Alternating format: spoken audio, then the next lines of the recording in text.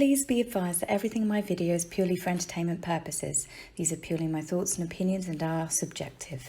I must advise you to please do your own research. All media users found on the public domain and are fair use and fair dealings.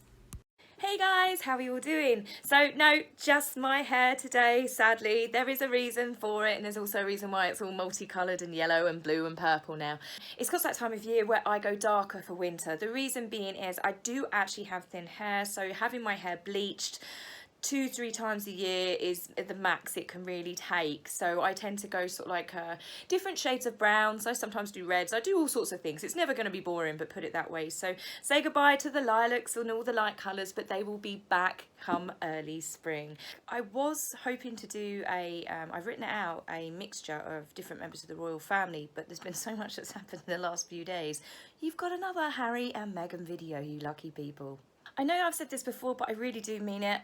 Considering Harry and Meghan left because they were being, they wanted a private life. They wanted to bring their son up away in less of a fishbowl environment. They didn't want photographers. They didn't want all of that kind of lifestyle. And people believed them. We believed them. They wanted a life of privacy.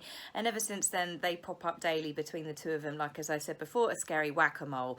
It's the worst game of peekaboo I have ever seen. It's the stuff of nightmares, isn't it? Because if it's not Harry, it's Meghan. Peekaboo, back again.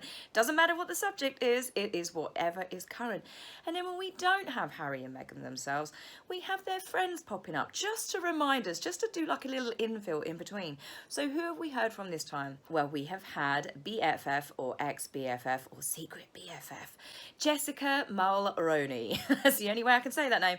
So she's popped up, which is really bizarre because I thought that she was taking a serious break from social media after the whole Sasha Exeter thing. I mean, I haven't noticed that she's been missing from social media. She was pretty much, she only really made it in the newspapers because she was friends with Meghan. So anyway, just randomly, bizarrely, she's done an announcement. I'm going to tell you this once and for all. Meghan and I are family. She is the kindest friend and has checked up on me on every day. Tabloid culture is atrocious. It creates lies and hurtful storylines. Stop feeding into it. Done. I hadn't been asking about Jessica's friendship with Meghan. I don't know anyone else that maybe had been. I don't really know anyone that cared, but I hope everyone can now sleep soundly at night that they are actually still friends.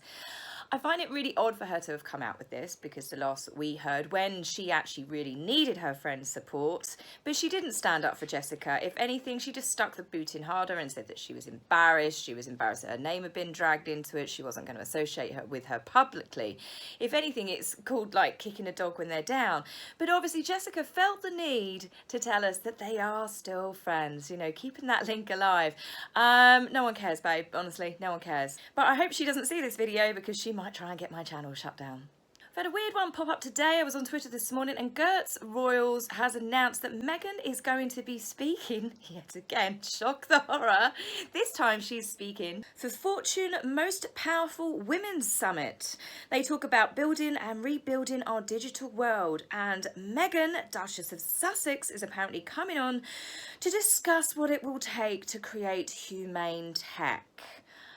Fancy schmancy words, humane tech, where everybody's lovely and nice to each other because, everyone has to love each other. We all have to like each other and no one is allowed to say anything bad or negative about another person. We don't live in that sort of world. It is creepy. I had a quick look on the website and I don't know, I don't understand why Meghan's interjecting herself in any of this. She's not educated. It's like half the stuff that Harry's getting involved with. They're not educated, but they seem to know everything on every subject, and we know what's going to happen. I won't be watching it because you have to log in to watch the virtual summit, and I'd rather stick a toothbrush in my eyeball, if I'm honest, with toothpaste, and I'll let someone else suffer it and I can read about it afterwards. But I guarantee you it will be the same jumbled up buzzwords that we hear every single time. She has to be involved with anything that is current in the news. For example, on the 19th of September, Justice Ruth Bader Ginsburg has passed away. I had to look her up, being English. I hadn't heard or read about her before, but I read it up, and this woman has got, she's had a very, very amazing life. When you look into the history of it, it would be a good read. I started having a look up on her on Wikipedia. She was enrolled in Harvard in 1956, and she was one of only 9 women that had enrolled in Harvard Harvard out of 500 men. And the dean had actually had these women to dinner at one evening and had asked them why they felt that they should take a man's place at university. Now, this is going back to when women really had to fight for equality and respect. You know, this crusade that Meghan that thinks she's on, women have done it for a lot longer. So Meghan had said in her statement what a sad loss it was, obviously, and then the fact that she had been a massive inspiration to her since she had been a little girl. I find it hard to believe because you think, well, didn't she do that Vogue September issue to do with all of the inspirational women? Why wouldn't she put her on that if she'd been such an inspiration to her since she was a little girl? Instead, we had Jamelia Jamil. Now, I really hope Jamelia doesn't really watch my videos because she scares the hell out of me. She has got a mouth like a truck driver. So I find it really odd that if this Justice Ruth Bader Ginsburg had been such a, a wonderful inspiration to Meghan while she wasn't on there. But again, as we said with Meghan, nothing ever rings true, does it? It's what you can do for her. She'll scratch your back, but then you will have to scratch her back later. 24th of September, up she pops again. She is now on America's Got Talent, and she was basically sending her, her wishes towards one of the contestants, a finalist called Archie Williams. He does actually have a really sad backstory. I did read up on it just so I could comment on it. I don't watch America's Got Talent, Britain's Got Talent and stuff because I get really cheesed off the sub stories that they all come on with in the beginning. You know, they do the sad piano music and that, and then it's just like, oh yeah, they're doing this for their grandma, they're doing this for this cat that died, they're doing it for this. You know, some people do have just genuine reasons for wanting to do it, but this guy was locked up, he was incarcerated for a crime, which I can't say because, to channel the words, that he didn't do, and he was incarcerated for 36 years. 36 years of his life for a crime it's now turned out that he did not commit. So, that in itself was amazing, but again, he was in the newspapers, he was the most popular finalist, and the fact he had a name called Archie. So up she pops. That's, what the hell is Meghan doing on America's Got Talent? She's not a singer, she's not anyone that was hugely famous, she is someone that has only now, as I said, she's got this fame, she's got this platform because she's married Harry. They wouldn't have had Meghan from Suits on there, nor would she have had any interest in wishing him luck, but he was in the newspapers, he was getting a lot of coverage, so of course there she is, she appears again. I might like to add as well, in a very stage set up living room, like you see my living room, you got all the books behind and stuff, but hers, where she made sure that every single book was laying in perfect kind of order so you could read exactly what it was. She's obviously been paid to advertise, to merch for these. A number of the books that were here, you could clearly see what they were. My bookshelf is a mess, there's books upside down, some from the back to front, but hers was just, everything was laid out, so obviously, we were meant to notice those books and it was picked up on. Never a day off in a grifter's world, eh? So obviously Princess Eugenie was getting a lot of attention, lots of congratulations for her announcing her pregnancy. 28th of September, a poop grenade is what I'm going to call it, got thrown. All to do with Netflix yet again, but this, I swear, I have whiplash from the last few days of all the amount of stories that are coming out. It was reported that Harry and Meghan have agreed to star in a fly-on-the-wall documentary for 3 months with a camera crew following them around. Obviously, the Kardashians have left a vacancy and Harry and Meghan decided to fill that slot. Now, I must admit, this story made sense to me straight away and I believed it immediately because I thought, I can't see how Netflix would have gone for I know it's up to $150 million or $100 million, whatever, but they would have bagged them for the simple fact that they are Harry and Meghan. They're not particularly well liked. I mean, Disney knew her to steer clear. What was that? Disney executive? Meghan needs us more than we need Meghan. I'd imagine she gave someone a bit too much attitude that was a bit too high up the food chain, at a guess. So for them to have, bagged this couple, what have they got to offer? They've never produced a show between them. They don't even own a production company. They've got no experience. All right, Meghan has acted, but, she was an actress and a really bad one. They've got no experience in the field, no education in the field. Meghan's closest thing is her dad was an award-winning lighting director, but, he's excommunicado now, poor old Thomas Markle. So what on earth could they possibly do? When they described the programming that they were going to do, it was really mundane, tedious. They're going to do a cartoon about women's empowerment and they're going to do a nature docu-series. I mean, how many nature programs are on Netflix and then Amazon Prime and all of them all together? You'd be going up against someone like Sir David Attenborough. You've got no chance in hell. How they think that they're going to create such a great nature series that's going to, be worth their salt with Netflix, I can't see it happening. So for them to be doing a fly-on-the-wall documentary about their lives, now it makes sense. Of course Netflix would snap them up. It was reported that they were going to do a tasteful reality TV show, not like Katie Price and Peter Andre, ouch, and it would cover their charitable efforts and their philanthropic works. Of course they would. Of course they've got to show the world that they are Saint Meghan, Holy Harry, Megan Teresa, whatever names that you can come up with to show the world how wonderful they are. It was reported that Meghan, yet again, wanted the world to see the real her. But the biggest problem is with that, the more we see of the real Harry and Meghan, the less they are liked. Remember Finding Freedom, that Meghan wanted the book released early so it would set the record straight? It did set the record straight. It reminded us that actually you're not very nice people. I know I've said it before, but this line from Finding Freedom, I'll never forget it. As Meghan positioned her body into the perfect warrior pose, birds flew over and serenaded her that looked like they had their tails dipped in colourful pots of paint. It's bad, isn't it? It's bad. I think there might have been an earthquake somewhere and all that was all of the Mills and Boon authors that have ever existed collectively shuddered. Everyone went into meltdowns on social media, sort of Loose Women, Piers Morgan talking about it, and they were talking about, oh God, what's it going to be called? The Only Way is Sussex, or Keeping Up with the Sussexes. Piers Morgan actually went one better, and I'll put the link to the article. It's a Daily Mail article because he writes for them, and I'll put it in the description. But he's actually gone episode by episode of what they could possibly write about. We have murder at Markle Mansions, where Jessica is found floating face down in a swimming pool. It's not as bad as it sounds. Read the article before you go nuts.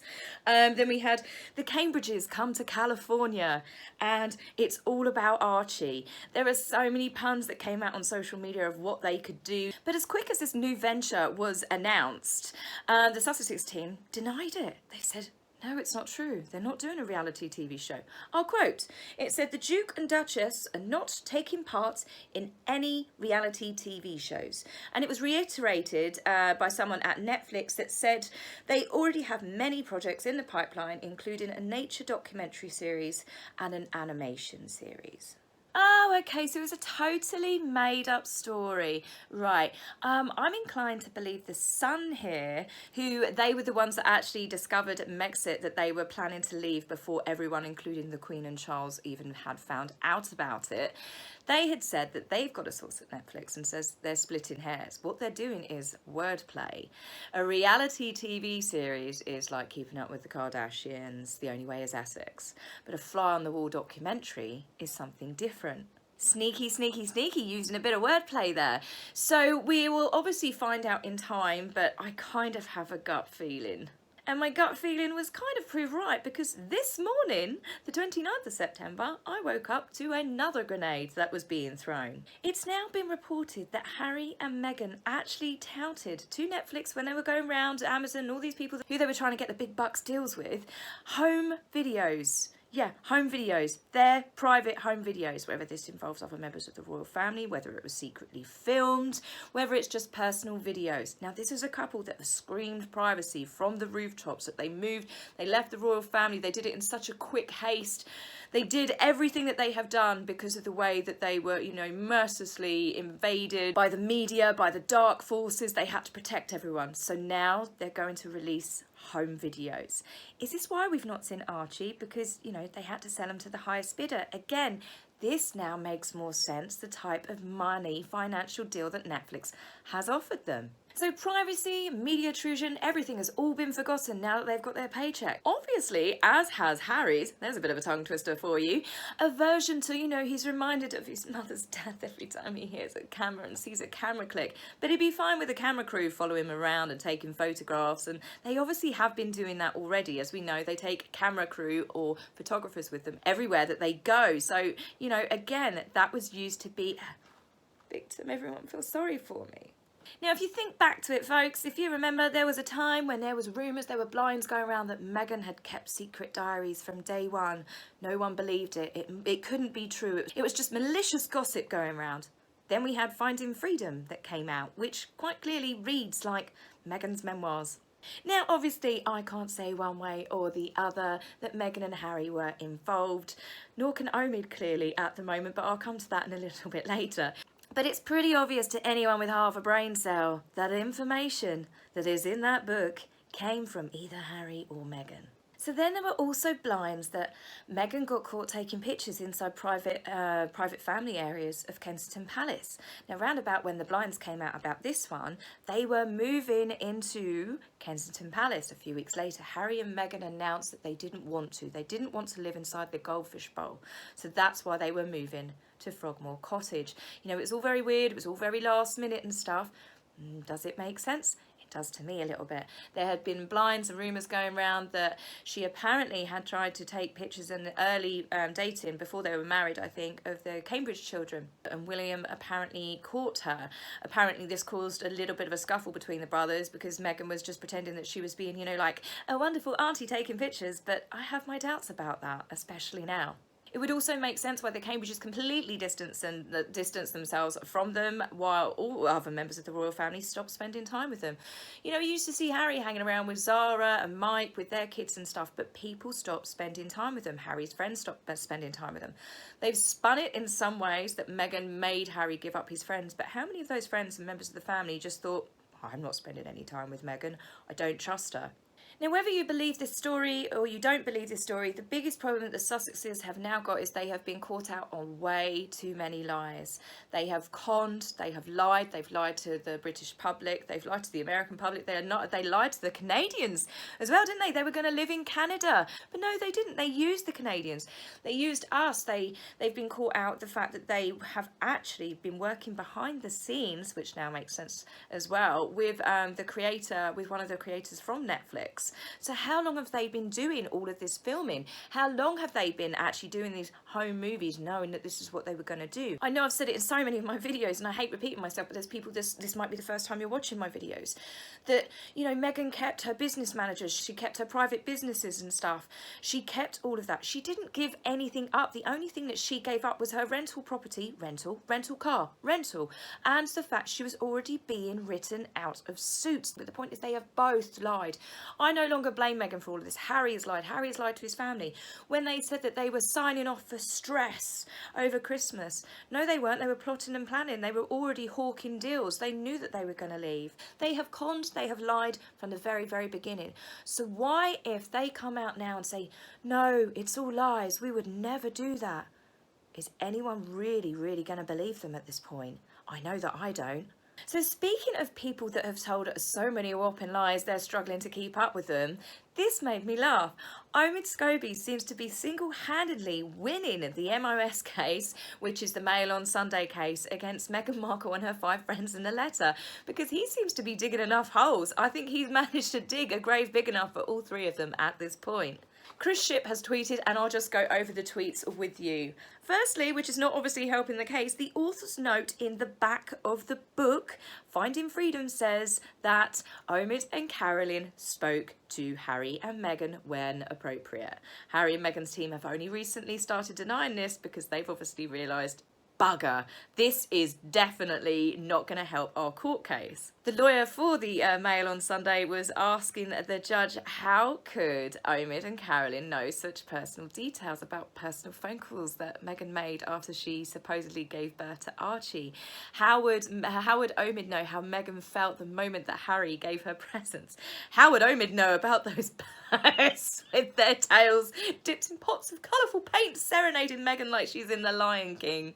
And the lawyer has also quoted and brought up to the judge that Omid Scobie, he showed him the evidence. We've seen it. I think I've posted it in one of my videos on Good Morning America. Omid did a segment and he said that there is no way that any of Meghan's friends, bearing in mind that there is 5 really close, you know, almost like family and confidants, 5 of them separately, independently, all spoke to the People magazine. Omid said that none of them would have ever done that without Meghan's permission. Well, duh, we know that. So when you hear all the stuff that Oprah's been saying, how long is it before he is going to get thrown under the bus? I think that has probably already started to happen. I can't imagine that Meghan is going to be too forgiving. I don't know, maybe this could be Omid's comeback, because obviously Finding Freedom's got him in a little bit of controversy. I can't imagine he'll be a royal reporter on that rota after the things that he's written about Catherine and various other personal information he has disclosed about the royal family. But maybe he could be like a comeback kid like Jessica. They could work on a book together and tell us the whole truth and nothing but the truth. I think it's pretty obvious that so many fibs have been told throughout the duration of the last 3 years, which feel like a lifetime for most of us, that people are beginning to slip and trip up over their own tongues and over their own lies.